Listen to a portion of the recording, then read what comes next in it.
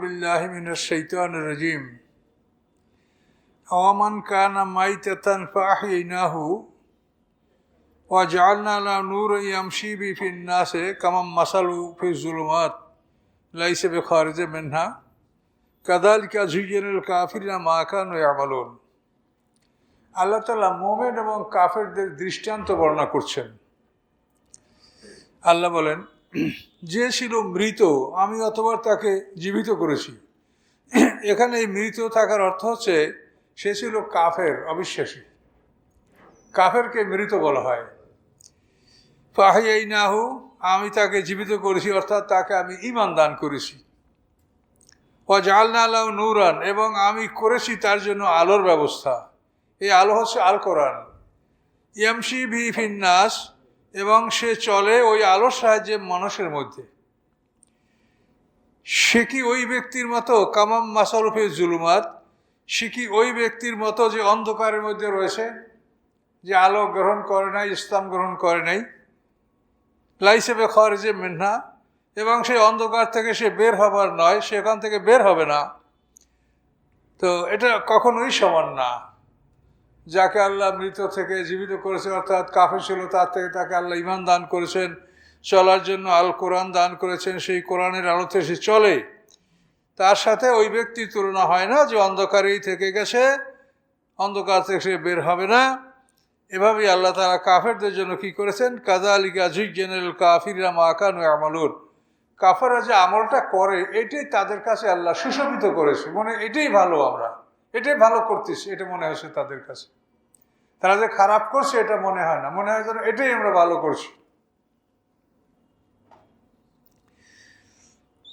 ওয়াকাযালিকা জাআলনা ফি কুল্লি কারিয়াতিন আকাবিরা মুজরিমিহা লিয়ামকুরু ফিহা ওয়া মা ইয়ামকুরুনা ইল্লা বিআনফুসিহিম ওয়া মা ইয়াশউরুন। আল্লাহ বলেন, ওয়াকাযালিকা, এভাবেই, জাআলনা ফি কুল্লি কারিয়াতিন, আমি করেছি সকল জনপদে, আকাবিরা মুজরিমিহা, ওই জনপদের বড় লোকগুলোকে আমি করেছি অপরাধী, পাপী। প্রত্যেক জনপদের বড় বড় নেতারা এরাই পাপী, এরাই বেঈমান, ঈমান আনে না। তা লিয়ামকুরু ফিহা, যাতে তারা ওই শহরে, ওই জনপদে ষড়যন্ত্র করতে পারে। দেখেন, আরবে সব বড় বড় নেতারা সবই আল্লাহ রসুলের বিপক্ষে ছিল। এভাবে সকল জাতির কাছে এই অবস্থাটাই ছিল যে যারা বড় তারা সবসময় কুফরি এবং নবী রাসূলদের বিরোধিতা করে বেড়াতো।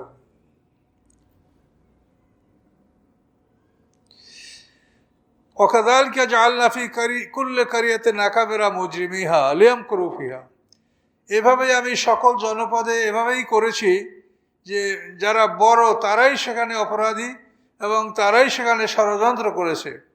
আল্লাহ বলেন, ওয়া মা ইয়ামকুরুনা ইল্লা বিআনফুসিহিম, তারা ষড়যন্ত্র করে না আর কারোর সাথে, বরং নিজদের সাথেই। ওয়া মা ইয়াশউরুন, তারা খবর রাখে না। তারা ষড়যন্ত্র করেছে, পরিণামটা কি হয়েছে, এই বড়রা এরাই ধ্বংস হয়েছে সব। কাজে এই ষড়যন্ত্রের পরিণামটা তাদের উপরই এসেছে, কিন্তু তারা এটার খবর রাখে না।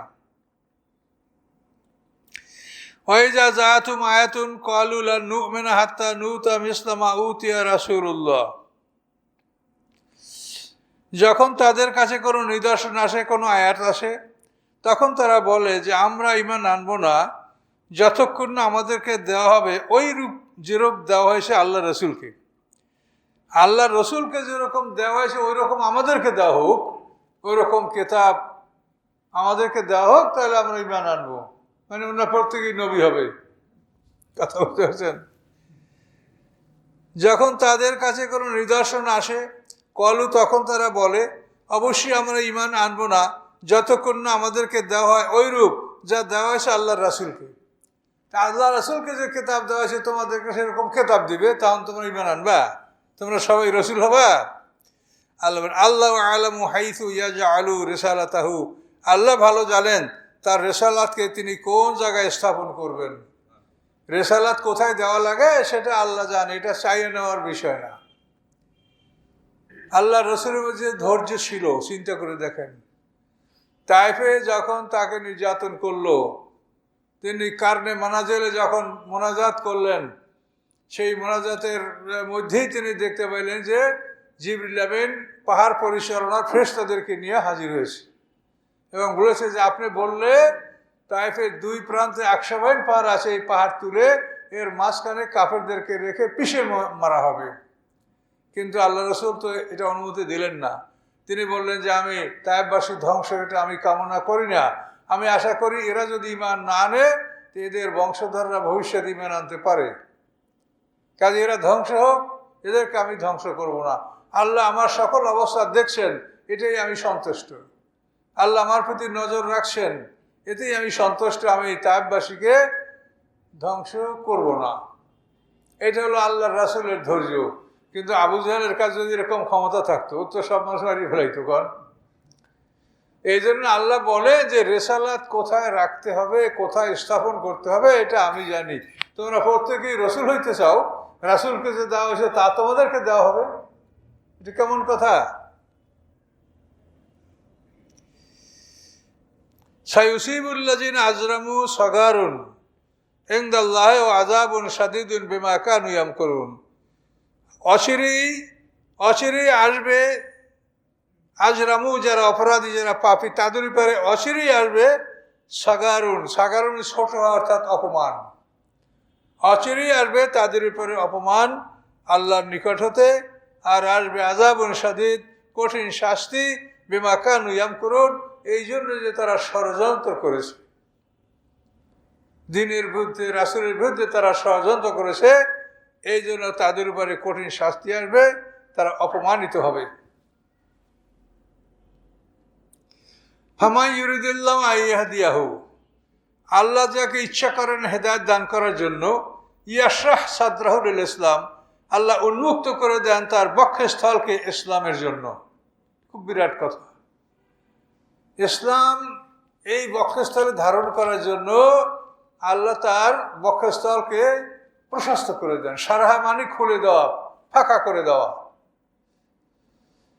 ও যাকে আল্লাহ হেদায়েত দান করতে চান আল্লাহ তাআলা তার বক্ষস্থলকে উন্মুক্ত করে দেন, প্রশস্ত করে দেন ইসলামের জন্য, যাতে সে ইসলামকে সহজে বুকে ধারণ করতে পারে। তো এই সারাহা শব্দটা আলাম নাশরাহ সূরা সেখানে আছে। আমি কি আপনার আলাম নাশরাহ লাকা সাদরাকা, আমি কি আপনার সিনাকে প্রশস্ত সম্প্রসারিত করি নাই?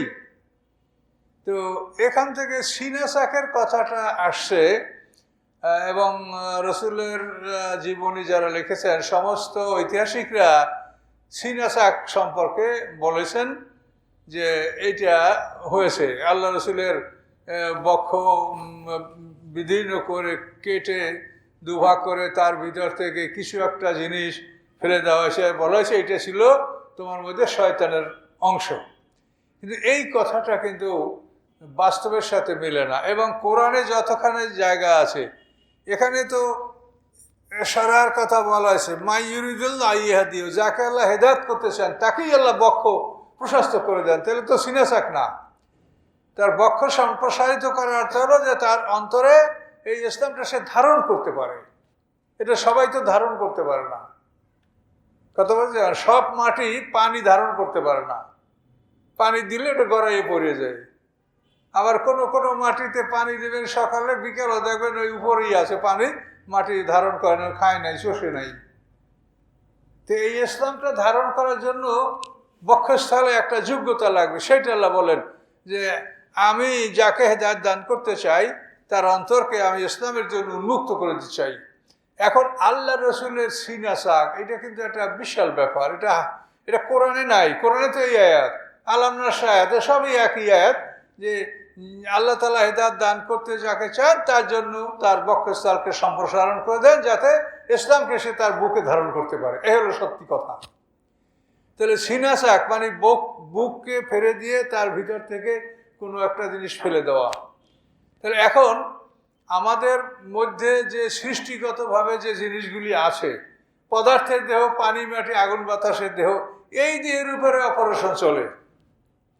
কিন্তু আমাদের আধ্যাত্মিক দেহ, যেখানে নফসে মুতমাইন্না, নফসে আম্মারা, নফসে লাওয়ামা, রূহ, এইটার উপরে অস্ত্রোপচারের করার ক্ষমতা কার আছে? এটা তো কোনো ব্যাখ্যাই আমরা দিতে পারি না। যে কোথায় থাকে তাও আমরা জানি না। মাতৃগর্ভে 120 দিন পরে এটা আল্লাহ তাআলা আমাদের দেহের মধ্যে সবারই ঢুকাই দিছে। আবার আমরা মরবো তখন আল্লাহ নিয়ে তার হেফাজতে রাখবেন। এই জিনিসটা তো আমাদের আওতার বাইরে।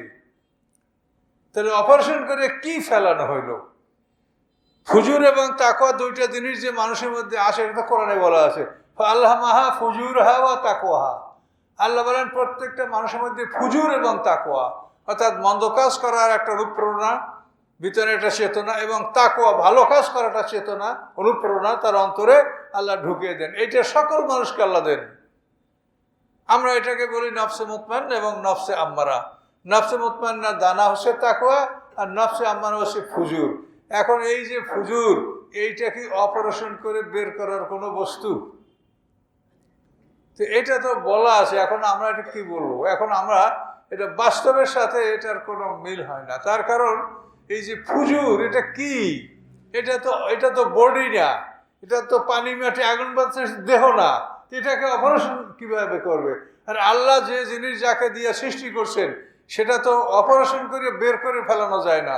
সৃষ্টিগতভাবে যেগুলি দেওয়া হয়েছে এগুলি তো থাকবে, এগুলি বের করা হবে না। এবং এগুলির যে চিকিৎসা বা এগুলির আচার আচরণ, সেটা আল্লাহ বলে দিয়েছেন যে তুমি যদি আল্লাহর ওহি সবসময় এখানে ঢুকাতে থাকো, নফসে আম্মারা তোমার দমন থাকবে। আর যদি শয়তানের ওহি ঢুকাও, তো নফসে আম্মারা তোমার প্রবল হবে। এটা তো অপারেশন করিয়া এটাকে দূর যদি করা যায়, তাহলে সব খারাপ মানুষের অপারেশন করিয়া নফসে আম্মারাটা বাইর করে দিলে সবাই ভালো হবে, আর কেউ খারাপ কাজ করবে না। কি, যেটা তো অপারেশনের বিষয় হয়। তো কাজেই এইসব বিষয়গুলি বিবেচনা করতে হবে। দেখেন, এই কোরআনে যত আয়াত আছে, একটা আয়াতও বিজ্ঞানের বিপরীত না, সবগুলো বিজ্ঞানের সাথে মিলে। আর হাদিস যদি দেখেন, তাহলে শতকরা 5টা বিজ্ঞানের সাথে মিলবে, আর 95টা মিলবে না। তা হাদিসও আল্লাহর কথা, কোরআনও আল্লাহর কথা। তাহলে হাদিসে আল্লাহ কি কোরআনের খেলাফ বলছেন? এটা কি হতে পারে? হতে পারে না। তাহলে এই হাদিসগুলো আসলে সঠিক না। এই জন্য আমরা বারবার বলছি যে হাদিসের ব্যাপারে আপনারা সতর্ক হন। কোরআন থেকে আপনার কথা কাজ শুরু করেন। যদি আপনি মিলাতে না পারেন বা অভাব হয়, তখন আপনি হাদিসে যান। কিন্তু আপনি যদি আগে থেকে হাদিস থেকে শুরু করেন, তাহলে তো আপনি কখনোই সঠিক পথ আপনি পাবেন না। কিন্তু বর্তমান সমাজের ব্যারামটা হয়েছে এটাই যে তারা হাদিস থেকে শুরু করে, ওই বিষয়টা কোরআনে কি আছে তারা লক্ষ্য করে না। এই সারা শব্দটা তো কোরআনে কয়েকবার আছে, আপনাদেরকে আপনি বললাম। এই সারা মানে তো বুক ফাড়া, বুককে বিদীর্ণ করা না, বুককে কেটে সেটা চিরে ফেলানো না। আর এটা মানে প্রত্যেকটা জ্ঞানী মানুষরা বলবে যে নফসে আম্মারা বলতে যে শক্তিটা, এটা এমন কিছু না যে এটাকে অপারেশন করে কেউ বের করতে পারে। নফসে মুতমাইন্না এমন কিছু না যেটাকে অপারেশন করে বের করা যায়, অপারেশন করে লাগানো যায়। গাড়ি থেকে যেন রেখে দিয়েছেন, দেখুন এখানে আছে নাকি আপনার।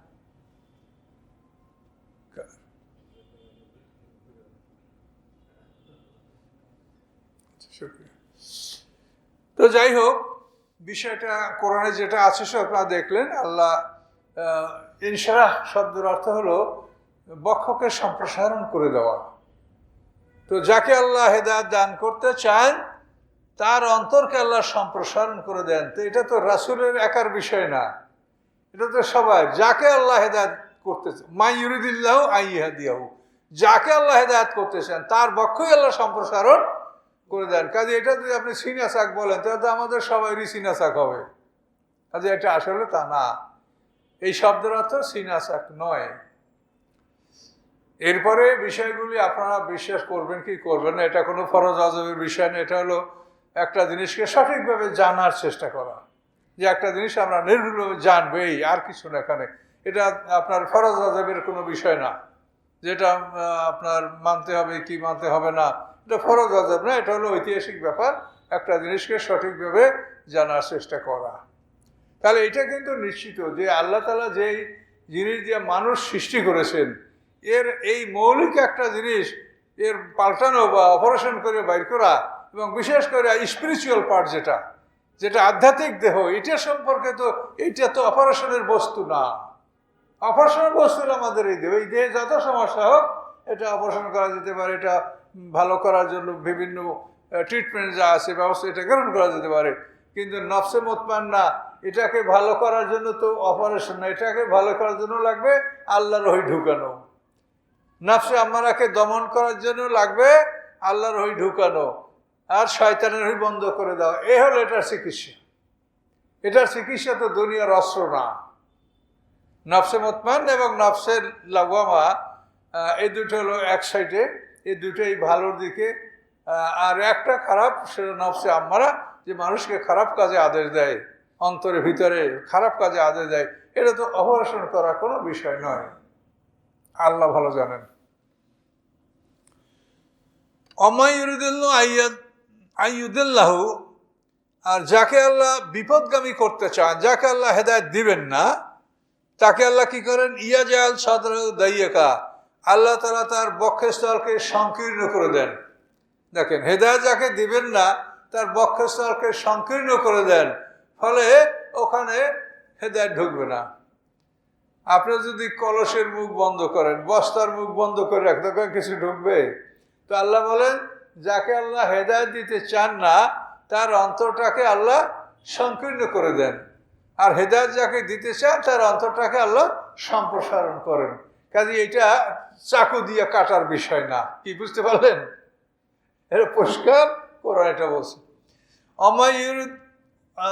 অমায়ুরিদ আইয়ুদিল্লাহু, এবং যাকে আল্লাহ বিপদগামী করতে চান, ইয়াজাল সাদরাহু দাইয়াকা, আল্লাহ তাআলা তার বক্ষস্থলকে সংকীর্ণ করে দেন, হারাজান এবং জটিল করে দেন। কান্নামা ইয়াসআদু ফিস সামা, মনে হয় যেন সে আকাশের দিকে আরোহণ করছে। উপরের দিকে উঠতে গেলে কিন্তু মানুষের মনটা যেন কেমন একটা করে।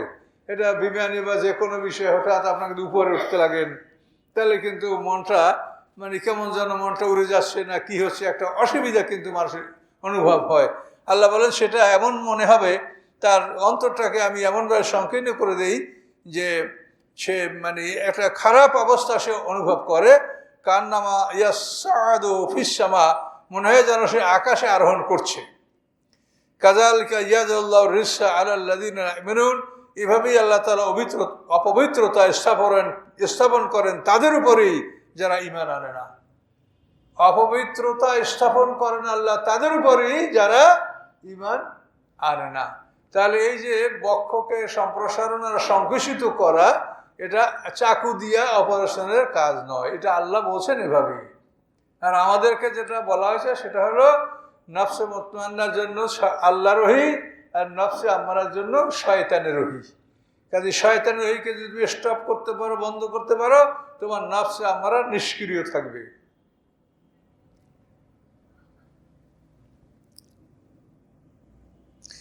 ওয়াহাযা সিরাতু রাব্বিকা মুস্তাকিমা, এবং এটাই হচ্ছে সিরাত, রাস্তা, আপনার রবের, মুস্তাকিমা, সরল, আপনার রবের দিকে সরল পথ এটাই।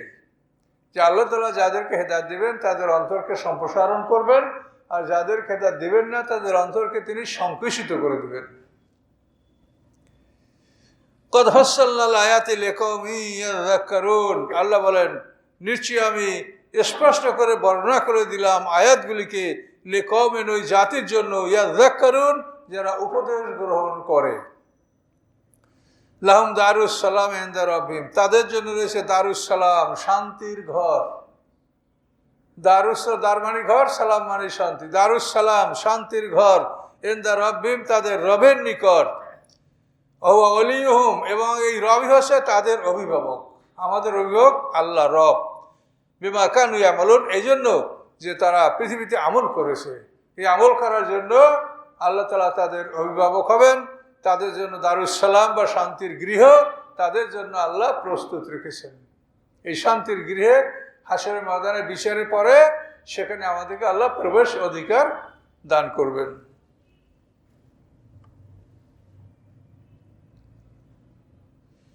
ওয়ায়াউমা ইয়াহশুরহুম জামিয়া, এবং যেদিন তাদের সবাইকে একত্রিত করা হবে। ইয়া মাশাল জিন, তখন আল্লাহ বলবে, হে জিন জাতি, কদ ইস্তারসাকতুম মিনাল ইনস, নিশ্চয়ই তোমরা অনেক লোক, তোমাদের অনেক মানুষকে তোমরা তোমাদের দলভুক্ত করেছো। অনেক মানুষ জিনদের অনুকরণ করে, অ্যাডভার্টাইজ দেয়, জিন হুজুর। জিন হুজুর হইলেই খুব লোকের ভিড়।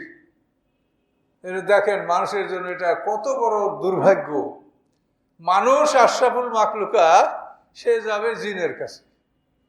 এটা কি ঠিক? এটা কি ন্যায়সঙ্গত কথা? তো কদস্তাকসার তোমেনালেন্সে আল্লাহ বলেন, হে জিন জাতিরা, হে জিন সম্প্রদায়, তোমরা অনেক মানুষ তোমাদের দলভুক্ত করে নিয়েছ। অকল আউলিয়া মেনালেন্স, তখন ওই জিনদের যারা মানুষ বন্ধু, তারা বলবে, জিনদের যারা মানুষ বন্ধু অর্থাৎ জিনের সাথে যারা বন্ধুত্ব সম্পর্ক করে, জিন যা বলে সেটা শোনে, জিন তার মধ্যে ঢুকলে সেই জিনকে তাড়াবার চেষ্টা না করে, সেই জিন দ্বারা সে চিকিৎসা করে, তার দ্বারা উপকৃত হয়, তার দ্বারা মানুষকে আকৃষ্ট করে, এই রকম যারা করে তারা হলো জিনদের বন্ধু। মেনাল জেন্নাতে অন্নাস, যেটা সূরা ইয়াতে বলা হয়েছে, সূরা নাসে, যে শয়তান হলো এক জোড়া, জিন শয়তান এবং মানুষ শয়তান। তো জিন শয়তান আর মানুষ শয়তান, এই মানুষ শয়তান জিন শয়তান এরা একে অপরের বন্ধু। কথা বলতে পারছেন? জিন শয়তান মানুষ শয়তান এরা একে অপরের বন্ধু। অকল আউলিয়া মিনালেন্সে, তখন জিনদের যারা মানুষ বন্ধু তারা বলবে, রব্বানা, হে আমাদের রব, ইস্তামতা বাযুনা বিবায, আমরা উপকৃত হয়েছি, আমরা একে অপরের সাহায্যে, উপকৃত হয়েছি। বালাগনাল আজালানা, এবং আমরা উপনীত হয়েছি আমাদের নির্ধারিত সময়, আল্লাহ জি আজ্জালতালা, যে সময় আপনি আমাদের জন্য নির্ধারিত করে রেখেছেন। কলা, আল্লাহ বলবেন, আর নারু মাসওয়াকুম, আগুন তোমাদের ঠিকানা, খালিদিনা ফিহা, তোমরা আগুনের মধ্যে অনন্তকাল থাকবে, ইল্লা মাশা আল্লাহ, এরপরে আল্লাহ যা ইচ্ছা করেন। আল্লাহ যা ইচ্ছা করেন অর্থাৎ যাদের মধ্যে নেকামল আছে এবং বদ আছে, তাদেরকে ওই শাস্তি ভোগ করার পরে শাফাতের মাধ্যমে তাদেরকে মুক্তি দেওয়া হবে। এইটা হলো ইল্লা মাশা আল্লাহ। খালিদিনা ফিহা আবার ইল্লা মাশা আল্লাহ, যে অনন্তকাল বহুকাল থাকবে, কিন্তু এরপরে আল্লাহ যা ইচ্ছা করেন, অর্থাৎ যাদের শাস্তি ভোগ করার পরে শাফাতের যোগ্য, তাদেরকে শাফাতের মাধ্যমে দোজখ থেকে বের করা হবে। রায় ঠিক এক সময় দিয়ে দেওয়া হবে। এই রায় দেওয়ার সময়, এই রায় এর মধ্যে যে কাগজ থাকবে আমলনামা, ওই কাগজই আপনার লেখা থাকবে যে এই লোকটা কতদিন শাস্তি ভোগ করবে, কি কি শাস্তি তাকে প্রয়োগ করা হবে, এইটা সব কিন্তু তারা আমলনামায় লেখা থাকবে। এবং এইটা নিয়ে এসে দোজখে যাবে, এবং ফেরেশতারা এইটা দেখে ওইভাবেই তাকে শাস্তি দিবে। ফেরেশতারা নিজের ইচ্ছায় কাউকে শাস্তি দিবে না, নিজের ইচ্ছায়ও না, রাগ করেও না, যেটা আল্লাহ বলেছেন তার আমলনামা যেটা লেখা আছে ওটাই দিবে। এবং ওইখানে তার মেয়াদও লেখা থাকবে যে এই লোকটা এতদিন শাস্তি ভোগ করার পরে শাফাতের যোগ্য হবে, শাফাতের মাধ্যমে সে বের হবে এবং সে জান্নাতে যেতে পারবে। যেহেতু আল্লাহ বলছেন যে জাররা বরাবর নেকামল করলে তাও সে দেখতে পাবে, আর জাররা বরাবর বদামল করলে তাও সে দেখতে পাবে। তাহলে এখানে জিনিসটা কিন্তু বিরাট গুরুত্বপূর্ণ। দেখেন, জিনদেরকে আল্লাহ বলবেন যে তোমরা বহু মানুষ তোমাদের দলভুক্ত করেছ, আর জিনদের যারা মানুষ বন্ধু, অর্থাৎ যাদের সাথে, যে সমস্ত মানুষের সাথে জিনের সাথে বন্ধুত্ব এবং ঘনিষ্ঠ সম্পর্ক, এই মানুষগুলাই বলবে, হে আল্লাহ, আমরা একে অপরের মাধ্যমে উপকৃত হয়েছি। উপকৃত কিভাবে হয়? মনে করেন একটা মানুষ জিনে বা শয়তানে হঠাৎ করে তার শরীরে একটা সমস্যা সৃষ্টি করে দিল, এটা তারা করতে পারে। মানে তার চোখ বন্ধ করে দিল, বা শরীর কোথাও ফুলে উঠলো, কোথাও বেদনা শুরু হয়ে গেল, এরকম একটা কৃত্রিম রোগ দেহের মধ্যে সৃষ্টি করে দিতে পারে। এখন এটার জন্য আপনি তো ডাক্তারের শরণাপন্ন হবেন, কিন্তু যেটা জিন দ্বারা হয়েছে, যেটা আসলেই কোনো রোগ না, এটা কিন্তু ডাক্তারের পরীক্ষায় বলবে যে এটা কোনো রোগ আপনার মধ্যে আমরা দেখতে পাচ্ছি না। এখন আপনি কি করবেন? রোগীটা পাগলের মতো করছে, অথচ ডাক্তার বলছে তার মধ্যে আমরা কিছু দেখতে পাচ্ছি না। তখন কিন্তু আপনি ঝাড়ফুঁক, ওঝা, ফকির, কবিরা, এদের মুখামুখি হবে যে তাহলে দেখি এটা অন্য কিছু আছে নাকি। তাহলে যখন এই আপনি ঝাড়ফুঁকের কাছে যাবে, তখন এই যে শয়তান এবং এই যে শয়তানের বন্ধু মানুষ একে অপর দ্বারা উপকৃত হয়। তখন এই রোগীকে ওই শয়তানের বন্ধু মানুষ, যে আলেম বা পীর বা যে ভালো মন্দ যে হোক, সে একটু ফুঁক দিবে, পানি পড়বে, তেল পরিয়ে দিবে, এটা ব্যবহার করলে রোগীটা সুস্থ হয়ে গেল। তখন এই লোকটা মনে করবে যে বড় বড় ডাক্তার, কিছুই হলো না, তো হুজুরে একটু ফুঁক দেওয়ায়, একটু তেল পরে দেওয়ায় রুগীটা ভালো হয়ে গেল, তো হুজুরের প্রতি তার কত শ্রদ্ধা ভক্তি হবে। তখন সে হুজুরকে গরু দিবে, ছাগল দিবে, বস্তা ভরে চাউল দিবে, এভাবে কিন্তু হুজুরের বিশাল সম্পদ জমা হবে। তো এখন এই রোগ সৃষ্টি করলো শয়তানের, এবং শয়তানের যে মানুষ বন্ধু তারা এর দ্বারা উপকৃত হলো। এটা না করলে তো হতে পারে না। তো এইভাবেই কিন্তু এই জিনদের দ্বারা মানুষরা উপকৃত হয়। এবং এর বহু ঘটনা আপনারা শুনেছেন, বর্ষিসা দরবেশের কাহিনী, আরও কত ইতিহাস রকম আছে, এটা তারা করে। এটা আমার জীবনেও ঘটেছে, এটা আমার জীবনেও ঘটেছে। আমি যখন প্রিন্সিপাল ছিলাম, তখন এক সময় আমার কমিটি করার জন্য আমি খুব ব্যস্ত ছিলাম, যে কমিটি নিয়ে গণ্ডগোল। কমিটি করতে গেলে ওই সময় তো একটা ঝামেলা হয় সব জায়গায়, এটা জানেন। তো আমি খুবই ব্যস্ততার মধ্যে ছিলাম। এর মধ্যে হঠাৎ করে আমার বাড়ি থেকে খবর আসে যে আমার একটা মেয়ে, তার এরকম ব্যথা হয়ে একটা হাত বাঁকা হয়ে গেছে। এটা মারাত্মক ব্যাপার, একটা মেয়ে তার যদি হাত বাঁকা হয়ে যায় তাহলে এটা কেমন কথা। তো এখন আমার ওই বিপদ শয়তানে আমার উপরে এই সময় চাপ দিয়েছে। তা আমি বাড়িতে আসছি, আমি চিন্তা করছি কি করা যেতে পারে। তো আমি খানা খাচ্ছিলাম, তো খানা খাই বলছি কি যে একটু তেল দাও সামান্য, আমি একটু তেলে দম করে দিই। তা আমি ওই ঘর থেকে আমাকে একটু তেল দিল, আমি তেলটায় 33 আয়াত করে ফুঁক দিয়ে বললাম যে এইটা একটু লাগাও তো। এই তেল লাগানোর সাথে সাথে সে সুস্থ। কোথায় ব্যথা, কোথায় বাঁকা হাত, কিচ্ছু নেই, সাথে সাথে সুস্থ। এইটা দেখেন, সে আমার বিপদের উপরে সে আরো, আমরা তো শয়তানের দলের না, কিন্তু আমাদের সবসময় তারা ক্ষতি করার চেষ্টা করে। আল্লাহ আমাদেরকে হেফাজত করবে, যারা মোমেন তাদেরকে আল্লাহ হেফাজত করবে। তো এভাবে এটা ভালো হয়ে গেল। তখন আমি স্পষ্ট বুঝতে পারলাম যে আমার এই বিপদের সময় আমাকে আরো হ্যারাস করার জন্য, যে আমি চিকিৎসার জন্য মেয়েটাকে নিয়ে হয়তো আমার শহরে যেতে হবে বা হাসপাতালে যেতে হবে, এরকম একটা ঝামেলা হলে আমার কাজে আরো ডিস্টার্ব হবে। এই শয়তানে আমার বিপদের সময় আরো বিপদ ঘটানোর চেষ্টা করছিল। তো এইভাবেই কিন্তু আসলে শয়তানের যারা মানুষ বন্ধু, তো শয়তানের মাধ্যমে তারা উপকৃত হয়। আর শয়তানরা যাদেরকে বিপদগামী করতে ব্যর্থ হয়, ওই শয়তানরা আবার মানুষ বন্ধুদের কাছ থেকে পরামর্শ নেয় যে এই লোকরা তো বিপদগামী করতে পারছি না, তখন মানুষ বন্ধুরা আবার শয়তানকে পরামর্শ দেয়। এগুলা তাফসিরে এই কথা বলা আছে। কেন, শয়তানের চাইতে মানুষের বুদ্ধি বেশি। তো এইভাবে একে অপরে শয়তানের উপকার হলো, সে যদি একটা মানুষ মোশরেক বানাতে পারে, এইটা তার সবচাইতে বড় কামিয়াবি। তার কারণ ইবলিস যদি দোজক ভরে দিতে পারে মানুষ দ্বারা, তো নিজের দোজকে যাবে না, ও তো বাইরে থাকবে। তো এই জন্য ইবলিসের সবসময় চিন্তা যে মানুষকে কিভাবে মোশরেক বানানো যায়। বিভিন্ন কলা কৌশলে ইবলিস সবসময় এই কৌশলই অবলম্বন করে থাকে। আর আমাদের লোকেরা সরল প্রাণে এই শিরকের মধ্যে লিপ্ত হয়। এমন এমন কথা তারা বলে, আপনি শুনলে অবাক হয়ে যাবেন। তাদের ওয়াজ কত বড় মারাত্মক, যে মানুষকে শ্রদ্ধা করা যাবে না, তাহলে ইবলিসের উপরে আল্লাহ লাআনত করছে কেন? মানুষকে শ্রদ্ধা না করার জন্য। আদমকে শ্রদ্ধা করছে, আদম তো মানুষ, মানুষকে শ্রদ্ধা করতে বলা হয়েছে, অথচ এই ইবলিস মানুষকে শ্রদ্ধা না করার জন্য তার উপরে লাআনত হয়েছে, সে শয়তান অভিশপ্ত হয়েছে। কাজে মানুষকে শ্রদ্ধা করতে হবে, কাজে পীরকে শ্রদ্ধা করতে হবে।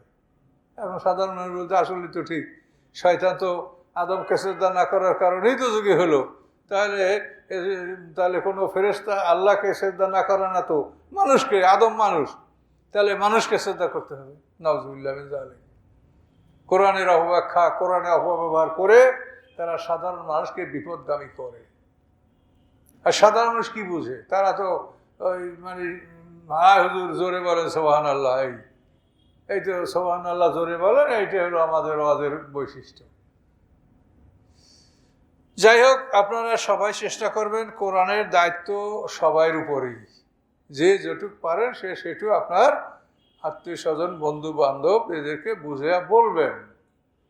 এক জায়গায় বসলে গল্প গুজব করলে কোরআনের কথা নিয়ে গল্প করবেন, কোরআনের কথা তুলে দুইটা কথা মানুষকে বলবেন যা আপনারা শিখেছেন, এগুলি তা আপনার উপকার হবে।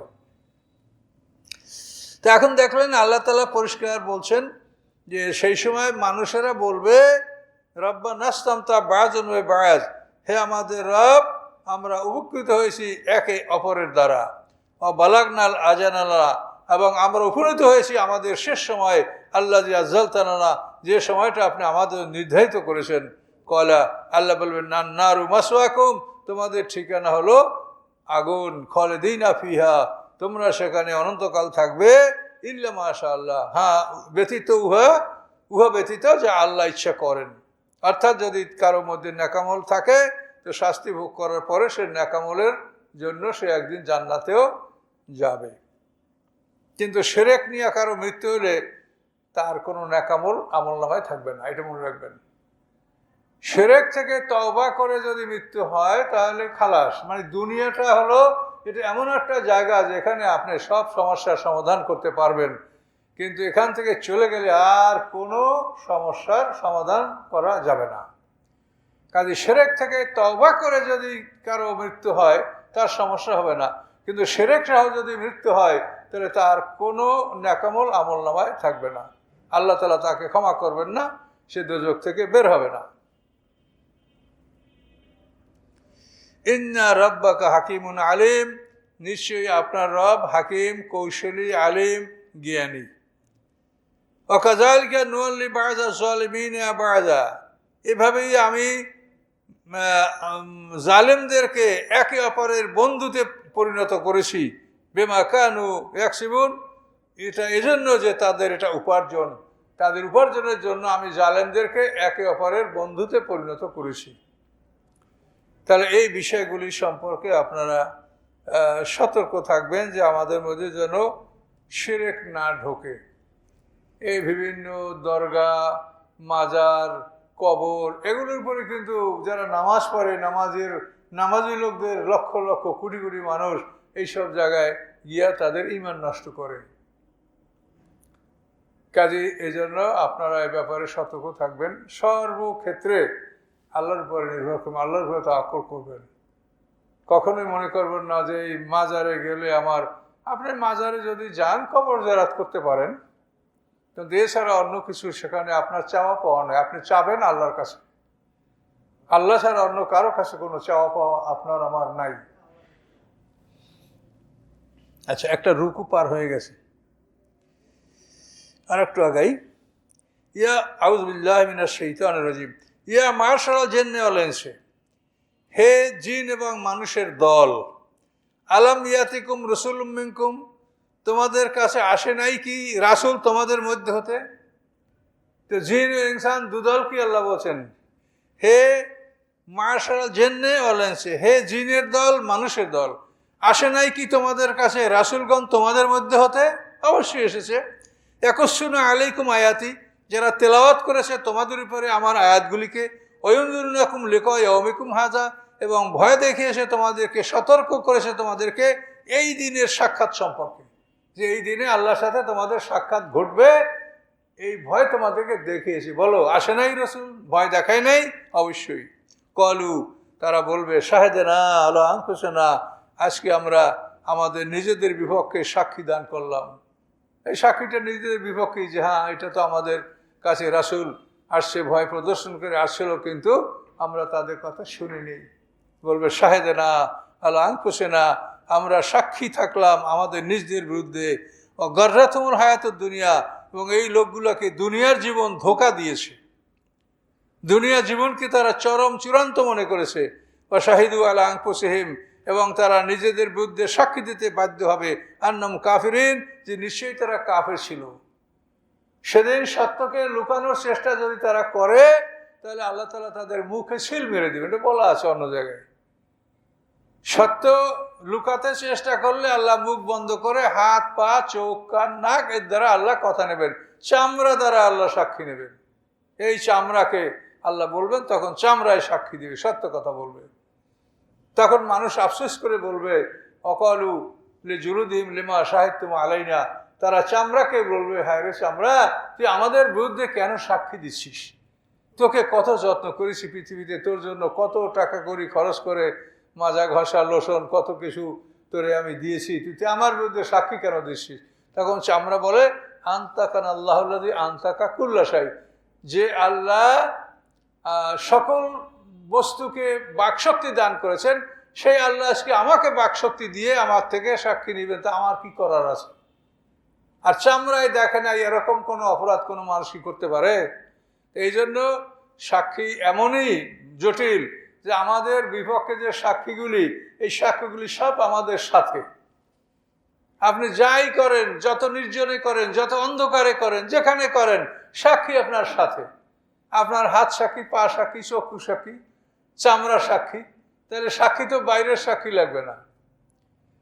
তো এই জন্য হাসরের ময়দানে আল্লাহ বিচার করবেন, এই জন্য বাইরের কোনো সাক্ষীর প্রয়োজন হবে না। সাক্ষী তো আপনার সাথে, আমার সাথেই আছে।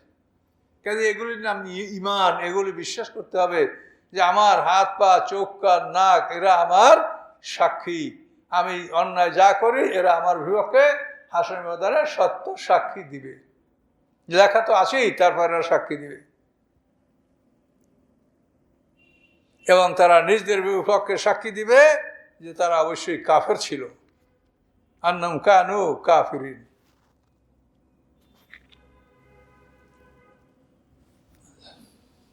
যালিকা, আল্লাহ বলেন এই সমস্ত কথা যে বলা হলো, আল্লাম ইয়াকুর রব্বুকা মুহলিকাল কুরা, এজন্য যে তোমার রব হে মুহাম্মদ সাল্লাল্লাহু আলাইহি ওয়াসাল্লাম কোনো জাতিকে, কোনো জনপদকে ধ্বংসকারী হবেন না বেজুলমেন, তাদের জুলুমের কারণে, ও আহলুয়া গাফিলুন, এমন অবস্থায় যে জনপদের অধিবাসীরা গাফেল ছিল।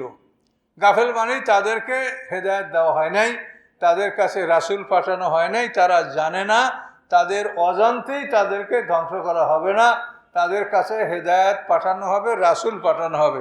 এই রাসূল মানে নবী রসুল যারা, তারা তো অরিজিনাল রাসূল।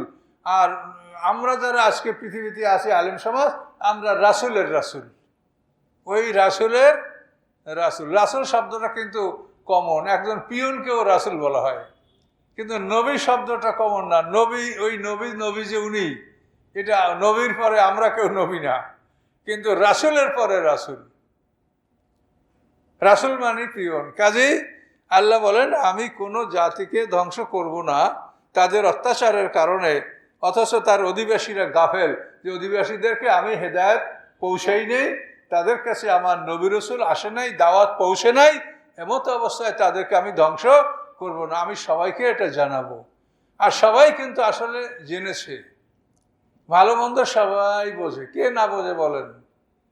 সবাই ভালো মন্দ বোঝে, কিন্তু নিজের আত্মা নফস এর সাথে পারে না, এবং সে অন্যায় করে, কিন্তু বুঝে সে যে এটা আমার অন্যায়। সবাই এটা বোঝে।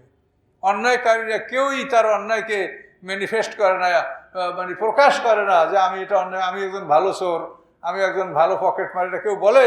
কেন বলে না? সে জানে যে আসলে এটা অন্যায়। যে নেশা করে সেও বলে না যে আমি একজন নেশাখোর, বলে? তার কারণ সে জানে যে এই নেশা করাটা ভালো না। কাজে অন্যায় তো সবাই বোঝে। তাহলে ওয়ালিকুল্লিন দারাজাতুন, এবং প্রত্যেকের জন্য রয়েছে স্তর। জান্নাতের 8টা স্তর, দোজখের 7টা স্তর। মিম্মা আমিলু, উহা তাদের আমল হতে, তারা যে আমল করেছে এই আমল অনুযায়ী সকলেরই স্তর আছে, সেই স্তর তারা লাভ করবে। আমা রব্বুকা বিগাফিলিন আম্মা তা'মালুন, এবং আপনার রব গাফেল নন উহা হতে যা তারা আমল করবে। রব্বুকাল গানি, এবং আপনার রব অমুখাপেক্ষী, জুর রাহমা, তিনি রহমতের মালিক। এই আশা ইউযিবকুম, তিনি ইচ্ছা করলে তোমাদেরকে নিয়ে যেতে পারেন পৃথিবীর থেকে। ওয়াস্তাখলিফা মিন বা'দিকুম, এবং তোমাদের পিছিয়ে নিয়ে আসতে পারেন, হ্যাঁ, মা ইয়াশা, যাদেরকে তিনি ইচ্ছা করেন। এরকম তোমাদেরকে পৃথিবী থেকে যদি তুলে নেন, তো তোমাদের পরে তোমাদের খলিফা, তোমাদের পশ্চাতে আগমন করবে যারা, তাদেরকে আল্লাহ নিয়ে আসতে পারেন।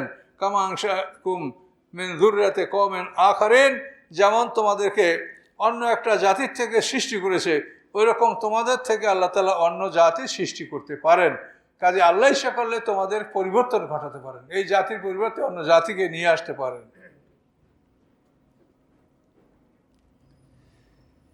ইন্নামা তুআদুনা লাআত, নিশ্চয়ই তোমাদেরকে যে প্রতিশ্রুতি দেওয়া হয়েছে লাআত, অবশ্যই তা আসবে। আমা আনতুম বিমুজিজিন, কখনোই তোমরা আল্লাহ থেকে এড়াতে পারবে না, আল্লাহকে দুর্বল করতে পারবে না, আল্লাহকে অপারগ করতে পারবে না। আল্লাহ যা করার তা করবেই এবং তোমরা সেখানে উপস্থিত হতে বাধ্য থাকবে। এ পর্যন্ত থাকবে মানে 132।